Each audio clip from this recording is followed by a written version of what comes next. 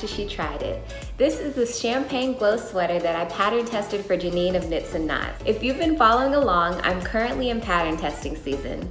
I started by completing the Urban Chic cardigan by Designs by Key, which is now on sale on Ravelry, and I quickly followed that up with my first of 3 patterns by Janine, which is the Lakeside Mist cardigan. Just a quick note for anyone new here, Janine is releasing a book on November 16th, 2021 called Modern Crochet Sweaters, 20 Chic Designs for Everyday Wear. I will have a link to pre-order the book in each of my 3 pattern test videos.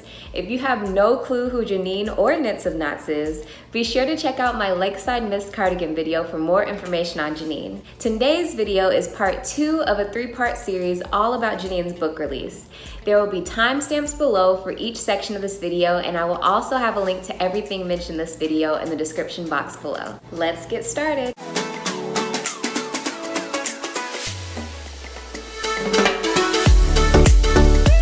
As I have stated before, I am not a serial pattern tester. No shade to anyone who is, but I just like to take my time and make modifications as I see fit.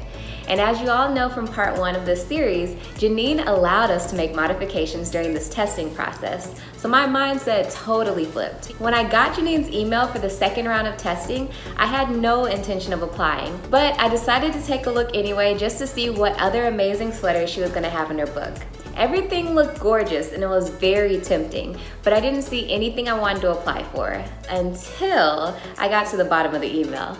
And there it was, a glorious one-sleeve sweater called Champagne Glow. If you've watched my Perfect Peplum top video by Stephanie Aaron, I discussed how durable the yarn was that I used for that top.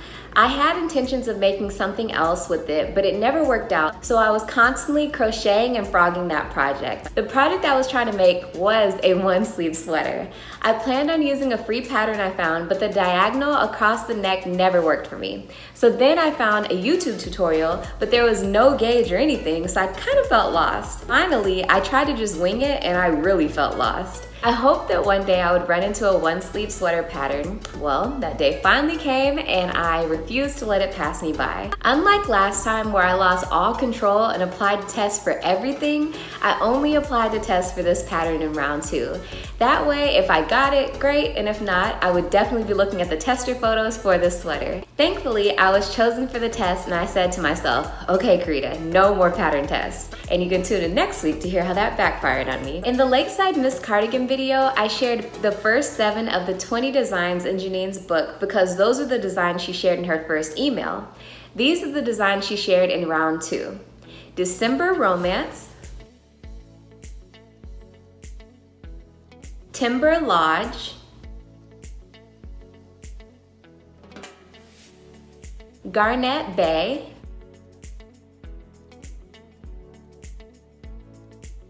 Burning Embers, Sacred Woods,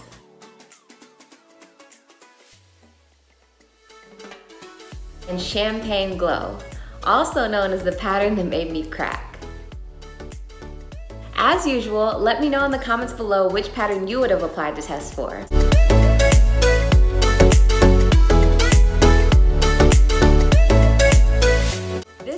Was very well written. One thing I love about Janine's patterns is that up front you're informed about the construction of the piece. There's no surprises about how the top will come together. She provides a clear description along with a graphic. As a big picture person myself, I find this to be extremely helpful. In completing this pattern with other testers, we found that getting gauge horizontally was far more crucial than getting gauge vertically for this piece. I think the reason is because the neckline of this piece is extremely significant. Like I said before, I previously tried to make a one-sleeve sweater, and my issue with that sweater was that once I completed the neckline, it started at my armpit and ended on the same side of my neck. The decreases were not enough to fit my body correctly. The neckline on this sweater though works perfectly. It goes across the body at the perfect diagonal. I am also a huge fan of the texture of this stitch. Intricate stitches like this make it so that whether you use a solid colored yarn or a variegated yarn to complete your piece, it will have so much dimension regardless. I completed this test for a size large, but I will admit that if I could make this piece all over again, I probably would have made it a bit more fitted or completed a size medium. This will require a simple modification in my foundation row. And speaking of modifications, the only thing I modified was making this a short sleeve sweater since this top was so breathable. If you're someone who's like me who has been in the hunt for a one sleeve sweater pattern, I think this one is absolutely worth a try.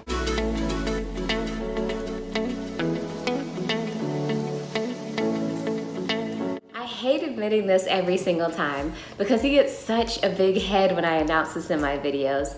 But again, my boyfriend did choose this yarn color. If everything goes as planned for the next few pieces, he will not be choosing the color for a while. Anyways, this time it was all him.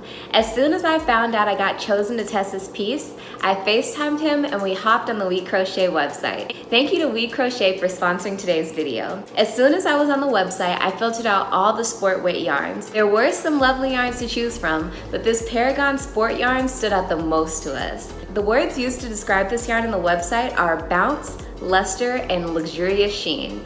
I couldn't agree more.